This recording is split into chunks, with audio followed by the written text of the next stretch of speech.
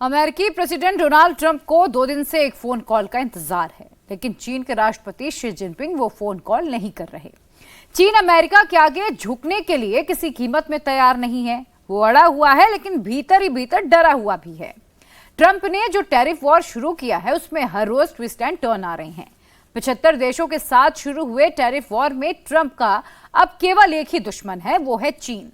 अब अमेरिका और चीन के बीच टकराव सीधा हो चुका है। चीन को सबक सिखाने के लिए ट्रंप आने वाले दिनों में और सख्त रुख अख्तियार कर सकते हैं। जिनपिंग क्या करेंगे? चीन के राष्ट्रपति चुप तो हरगिज नहीं बैठेंगे। ट्रंप को 4 साल बाद चले जाना है और जिनपिंग को कम्युनिस्ट पार्टी की सत्ता 100 साल तक बचाकर रखनी है। तो फिर ऐसे में जिनपिंग के पास ऑप्शंस क्या हैं? वो कितना रिस्क ले सकते हैं और इन सबके बीच इस कोल्ड वॉर में भारत का हित क्या है? इस रिपोर्ट में समझिए। कोल्ड वॉर 2.0 जंग शुरू हो चुकी है।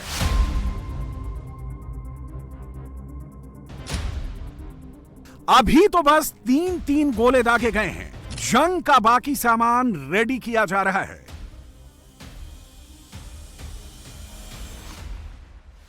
यह पैसे की जंग है। इसमें डॉलर तोप है। चीन के पास वो तोप नहीं है।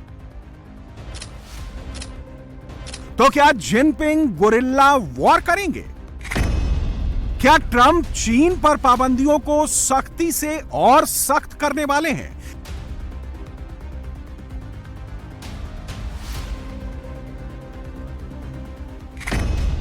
क्या अमेरिका चाइनीज कंपनियों की संपत्तियों को सीज कर देगा?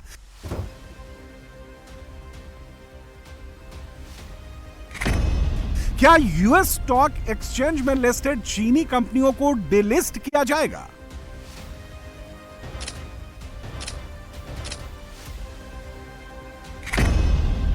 क्या बदले की कार्रवाई में चीन अमेरिका के ट्रेजरी बॉन्ड बेच देगा?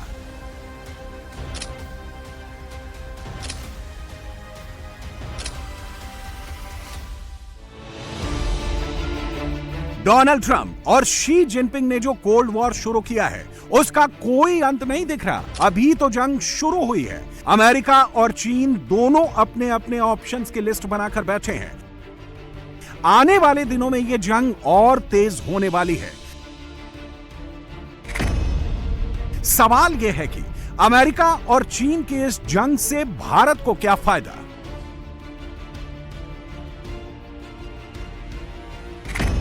क्या भारत ग्लोबल सप्लाई चेन का द मोस्ट इंपॉर्टेंट प्लेयर बन जाएगा?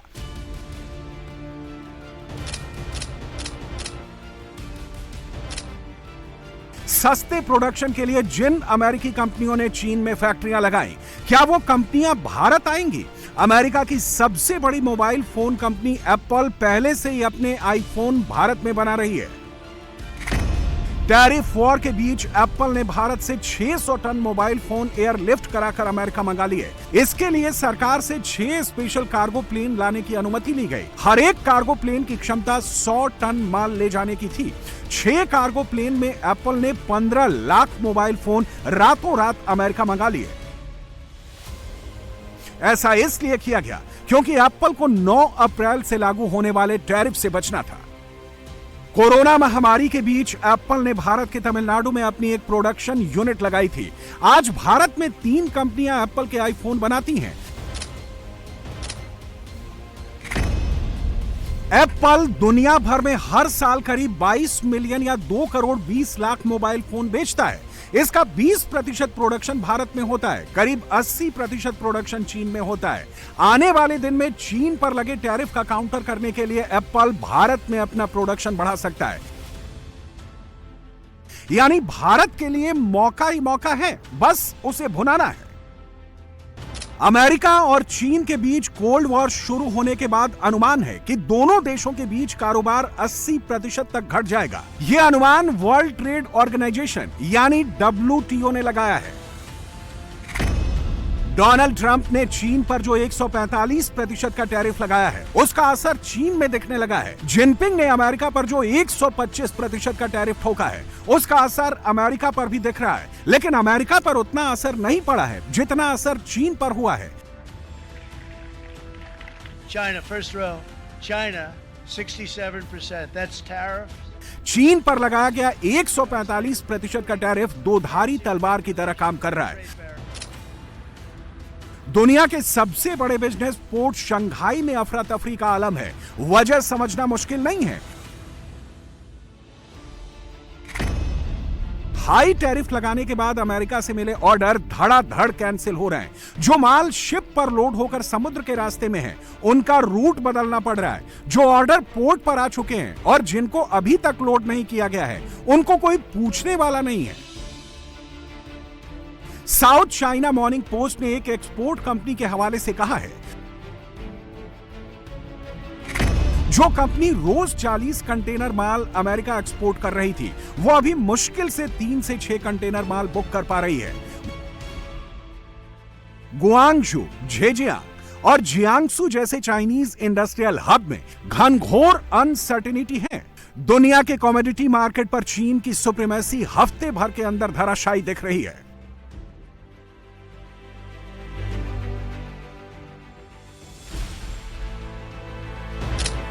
ट्रंप ने सही वक्त देखकर सही निशाना लगाया है।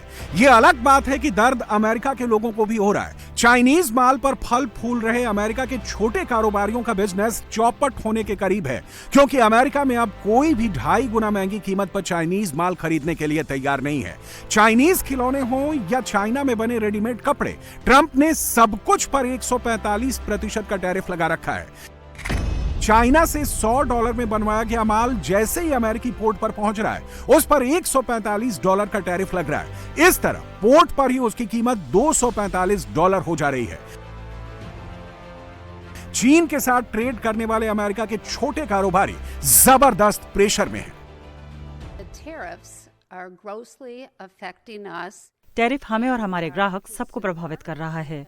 अगले 24 घंटे में कैलिफोर्निया के लॉन्ग बीच पर कई कंटेनर पहुंचने वाले हैं। हमने उस पर सितंबर में डील की थी, तब हमने टैरिफ के बारे में नहीं सोचा था, किसी ने भी नहीं सोचा था। मुझे नहीं लगता कि वो इस घाटे को सहेंगे और भारी भरकम टैरिफ शेयर करेंगे। इससे मेरी कमाई पर असर पड़ेगा। मेरा मतलब है, मेरी कमाई नहीं होने जा रही है। बिजनेस के लिए मैंने कर्ज लिया है। लोग मुझसे पूछते हैं कि मैं ये सब अमेरिका में क्यों नहीं बनवाती। अमेरिका में हमारे पास कैपेसिटी नहीं है। ऐसी फैक्ट्रियां बनाने में कई साल लग जाएंगे। नॉर्थ कैरोलिना और साउथ कैरोलिना की सारी गारमेंट फैक्ट्रियां बंद हो गई हैं। वहां काम करने वाले लोग नहीं बचे। हमारे पास वर्कर्स नहीं हैं जो ये काम करने को तैयार हों। इसका असर अब हम सब पर पड़ेगा। And we don't have the workers who want to do this anymore, so it's going to affect all of us. Trump and team ने चीन के कब्जे में चली गई ग्लोबल सप्लाई चेन को डिसरप्ट कर दिया है। चीन से कंपोनेंट्स खरीदकर अमेरिका में असेंबलिंग कर रही कंपनियों को अपना कारोबार समेटने के लिए मजबूर कर दिया है। लेकिन असली चोट तो चीन को लगी है। दुनिया के बाजार में लंबे समय से चली आ रही चीन की पकड़ अब खतरे में है। हुआई, BYD और Xiaomi जैसी कंपनियों को ग्लोबल ज्वाइंट बनाने के लिए चीन ने अरबों डॉलर का निवेश किया, लेकिन 145% टैरिफ ने इनके बिजनेस मॉडल की बुनियाद हिला दी है। सेमीकंडक्टर और इलेक्ट्रिक व्हीकल की बैटरी बनाने के क्षेत्र में चीन ने एकाधिकार बनाने की सोची थी। ट्रंप ने जिनपिंग की सारी योजना चौपट कर दी। रेयर अर्थ मेटल्स के निर्यात पर पाबंदी लगाकर जिनपिंग की सरकार ने अमेरिका पर प्रेशर बनाने की चाल चली, लेकिन ट्रंप पर कोई असर ही नहीं हुआ। डोनाल्ड ट्रंप ने बड़े ही टेक्निकल तरीके से चीन को अलग थलग कर दिया है। ट्रंप ने यूरोपियन यूनियन को चीन से काट दिया है। ट्रंप ने एशिया में चीन के ट्रेड पार्टनर्स को जिनपिंग से अलग कर दिया है। अफ्रीका और लैटिन अमेरिका तक चीन के प्रभाव को कम कर दिया है। Well, we'll see what happens with China. We would love to be able to work a deal. They've really taken advantage of our country for a long period of time. They've ripped us off beyond anybody, nobody. How people stood for it, sitting in my position is not even believable. Bharat tariff लगने से पहले ही America के साथ trade पर बात कर रहा है। यूरोपियन यूनियन ने अमेरिका के साथ जीरो टैरिफ पर बात करने का प्रस्ताव रखा। जापान ने भी जीरो टैरिफ पर बातचीत शुरू करने का प्रस्ताव भेजा। ट्रंप एडमिनिस्ट्रेशन के मुताबिक दुनिया भर के करीब 75 देशों ने टैरिफ नेगोशिएशन के लिए US treasury secretary Scott Bessent से संपर्क किया है। These countries are calling us up, kissing my ass. They are They are dying to make a deal. Please, please, sir, make a deal. I'll do anything. I'll do anything, sir.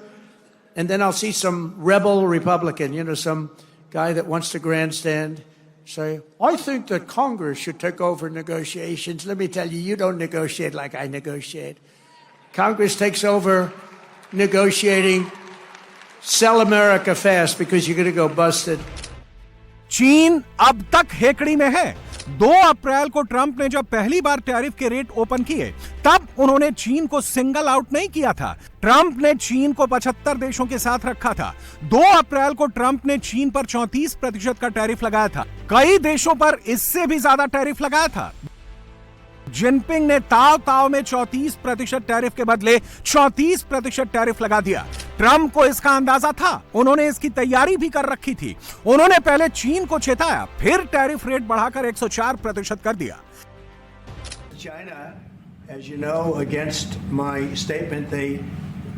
जहां तक चीन की बात है, तो उन्होंने मेरे बयान के बावजूद हमारे ऊपर 34% टैरिफ लगाया है। क्या ये तो हास्यास्पद है। टैरिफ तो पहले से ही, और मैं कह रहा हूं कि अगर कल दोपहर 12 बजे तक चीन हमारे ऊपर लगाया गया टैरिफ वापस नहीं लेता, तो हमने अब तक जो टैरिफ लगाया है उसके ऊपर 50% टैरिफ और लगाएंगे। वो हमारे देश की वजह से इतने अमीर हुए हैं क्योंकि यहां व्हाइट हाउस में बैठे लोगों ने ऐसा होने दिया, अरबों डॉलर का व्यापार घाटा होते रहने दिया, और ऐसा होना नहीं चाहिए था। आपको तो पता ही है कि हमारे ऊपर 36 ट्रिलियन डॉलर का कर्ज है, तो उसकी और कोई वजह नहीं है, सिर्फ एक वजह कि लोगों ने ऐसा होने दिया। तो हम चीन से बात करेंगे, और मुझे लगता है कि अगर हम कोई संतुलित, कोई ऐसा समझौता कर सकें जो अमेरिका के हित में हो, तो अच्छा रहेगा। यह समझौता किसी और देश के पक्ष में नहीं होना चाहिए। हम अमेरिका फर्स्ट की बात कर रहे हैं। अब सबसे पहले अमेरिका के फायदे की बात होगी।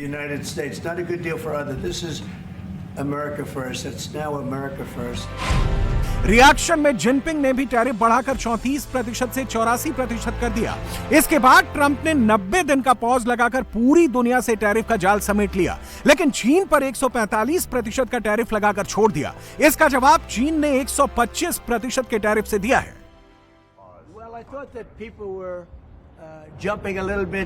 ऐसा है कि मुझे लग रहा था कि लोग कुछ ज्यादा ही परेशान हो रहे थे, वो लोग घबरा रहे थे।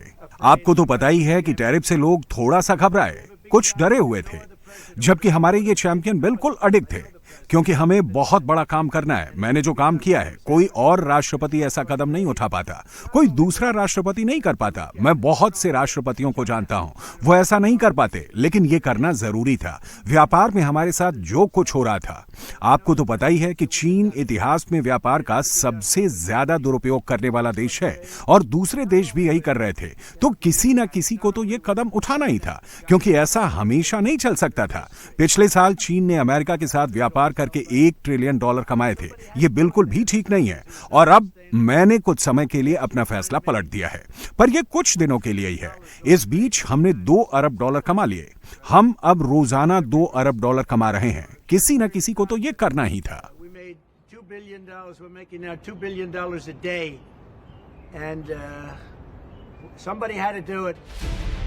इस कोल्ड वॉर में आगे क्या हो सकता है?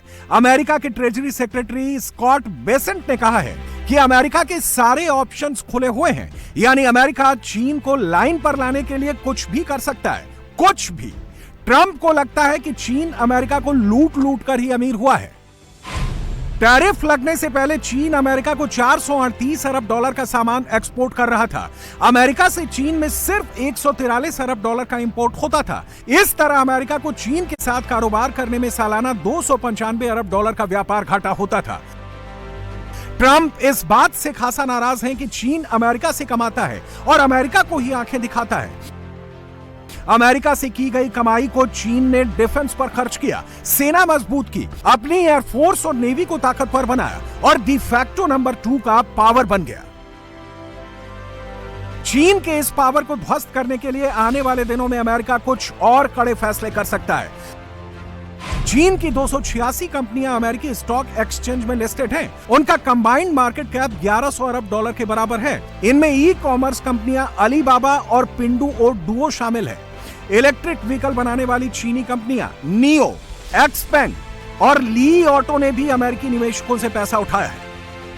अगर ट्रंप ने चाइनीज कंपनियों को अमेरिकी शेयर बाजार से डीलिस्ट करने का ऑर्डर दिया, तो ये कोल्ड वॉर नए लेवल पर चला जाएगा। चीन की टेक कंपनियों को अरबों खरबों डॉलर का नुकसान होगा। दुनिया भर के शेयर बाजार पर इसका असर पड़ेगा, लेकिन लॉन्ग टर्म में अमेरिका फायदे में रहेगा।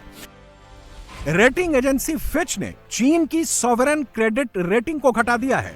इससे चीन की सरकार और चीनी कंपनियों को कर्ज लेने में मुश्किल होगी। अर्थशास्त्रियों का अनुमान है कि इस साल चीन की जीडीपी ग्रोथ घटकर 4.5% हो सकती है। अगले साल चीन की ग्रोथ और गिरेगी। 2026 में यह 4.2% तक आ सकती है। यह तो निश्चित है कि यह कोल्ड वॉर सिर्फ ट्रेड तक सीमित नहीं रहेगा, इसका जियोपॉलिटिकल इफेक्ट भी होगा। चीन अपना अलायंस बनाने की कोशिश करेगा। जिनपिंग फिलहाल लोकल सपोर्ट और अपने मित्र देशों का अलायंस बनाकर अमेरिका से लड़ने की तैयारी कर रहे हैं। कोल्ड वॉर लड़ने के लिए चीन के पास भी हरबा हथियार कम नहीं है। डॉलर अमेरिका की करेंसी है, लेकिन डॉलर का सबसे बड़ा विदेशी मुद्रा भंडार चीन ने जमा कर रखा है। चीन के पास 3.24 ट्रिलियन डॉलर यानी 3,240 अरब डॉलर का विदेशी मुद्रा भंडार है। अमेरिका के ट्रेजरी बॉन्ड्स में भी चीन ने 760 बिलियन डॉलर का निवेश कर रखा है। यूएस ट्रेजरी बॉन्ड खरीदने में जापान के बाद चीन दूसरे नंबर पर है। मोटे तौर पर इसे यूं समझिए कि चीन ने अमेरिका को 760 अरब डॉलर का कर्ज दे रखा है। यूएस ट्रेजरी में चीन के निवेश को चीन का फॉरेक्स न्यूक्लियर बम भी कहा जाता है। इस तरह जिनपिंग के पास एक नहीं दो न्यूक्लियर बटन हैं, एक हथियार वाला और दूसरा डॉलर वाला। अगर ट्रेड वॉर बढ़ा तो चीन अमेरिकी ट्रेजरी बॉन्ड को धड़ाधड़ बेच सकता है। अगर जिनपिंग ने ऐसा किया तो अमेरिकी बॉन्ड की कीमतें गिरने लगेंगी। इससे अमेरिका में कॉर्पोरेट कर्ज महंगा हो जाएगा, जिसका असर दुनिया पर पड़ेगा। चीन अमेरिका का बड़ा नुकसान कर सकता है, लेकिन इससे चीन को भी नुकसान होगा। चीन और अमेरिका अभी उस लेवल पर नहीं लड़ रहे, अभी तो लड़ाई बस शुरू हुई है। चीन एक जिम्मेदार देश है। हमने अमेरिका की दादागिरी के खिलाफ जो कदम उठाए हैं, उनका मकसद सिर्फ अपने वाजिब हक और हितों की रक्षा नहीं है, बल्कि हमने ये कदम अंतर्राष्ट्रीय नियम, कायदों और व्यवस्था की हिफाजत के लिए, सभी देशों के साझा हितों के लिए, रक्षा के लिए और अंतर्राष्ट्रीय समुदाय के बीच निष्पक्षता और इंसाफ को बरकरार रखने के लिए उठाया है। अमेरिका जिस तरह दादागिरी और गुंडागर्दी कर रहा है, उससे निपटने का रास्ता समझौतों और रियायतों से नहीं निकलने वाला।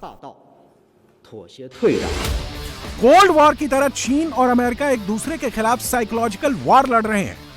आर्टिफिशियल इंटेलिजेंस के जमाने में चीन 2 कदम आगे चल रहा है। सोशल मीडिया पर चीन की तरफ से कई मीम्स आ चुके हैं। ऐसे ही एक मीम में ट्रंप और उनकी टीम को जूते की प्रोडक्शन लाइन में काम करते दिखाया गया है। दूसरे मीम में हॉलीवुड के सुपर हीरो मैन्युफैक्चरिंग यूनिट्स में काम कर रहे हैं। एआई की तरफ से बनाए गए एक और मीम में अमेरिकी लोग रेडीमेड कपड़े तैयार करने की फैक्ट्री में काम करते दिख रहे हैं। एक और मीम में अमेरिका के लोग जूते बना रहे हैं। ये मीम्स दिखाकर चीन अनऑफिशियली ये बताना चाहता है कि अमेरिका के लोगों को काम करने की आदत नहीं है। अमेरिका चीन बनने की कोशिश करेगा तो परेशान हो जाएगा। चीन जिस तरह से अमेरिका को जवाब दे रहा है, उससे साफ है कि वो अमेरिकी दबाव के आगे झुकेगा नहीं। शी जिनपिंग की ताकत को नटशेल में समझिए। जिनपिंग मंदी की लहर झेलने के लिए ट्रंप से ज्यादा तैयार हैं। ट्रंप के खिलाफ अमेरिका में प्रोटेस्ट हो रहे हैं, जिनपिंग के खिलाफ कोई प्रोटेस्ट नहीं हो रहा। चीन की सरकारी मीडिया पीपल्स डेली ने टैरिफ रूल्स को राष्ट्रवादी नैरेटिव दे दिया है। चीन के पास अपना विशाल बाजार है। यूरोप, एशिया और अफ्रीका में भी चीनी माल खूब बिकता है। अमेरिका से निराश देशों से चीन लगातार संपर्क बढ़ा रहा है। जिनपिंग कोई एस्केप रूट नहीं खोज रहे। वो ट्रंप से दो हाथ करने के मूड में भी नहीं दिख रहे। इसका मतलब यह है कि वो लंबी लड़ाई की तैयारी कर रहे हैं। अमेरिका और चीन की इस जंग में भारत का फायदा भी है, नुकसान भी है। भारत के कंज्यूमर्स का तात्कालिक फायदा तो यह है कि अपना माल बेचने के लिए चाइनीज कंपनियां डिस्काउंट दे सकती हैं। इससे भारत में स्मार्टफोन, एसी, टीवी, फ्रिज जैसी चीजें सस्ती हो जाएंगी। लॉन्ग टर्म फायदा यह है कि भारत ग्लोबल सप्लाई चेन में अपनी जगह मजबूत कर सकता है। भारत ने पीएलआई स्कीम के साथ इंसेंटिव जोड़ा, तभी एप्पल जैसी कंपनियां यहां आई। इसका फायदा दिखने लगा है। भारत के एक्सपोर्ट में अकेले एप्पल का ही बड़ा हिस्सा हो गया है। कोल्ड वॉर 2.0 का फायदा उठाकर भारतीय कंपनियां भी अमेरिकी बाजारों तक अपनी पहुंच बढ़ा सकती हैं। लेकिन यह फायदा तभी मिलेगा जब हिंदुस्तान की मैन्युफैक्चरिंग कंपनियां अपना लेवल उठाएं और सस्ते और क्वालिटी के प्रोडक्ट बनाने में चीन को पीछे छोड़ें।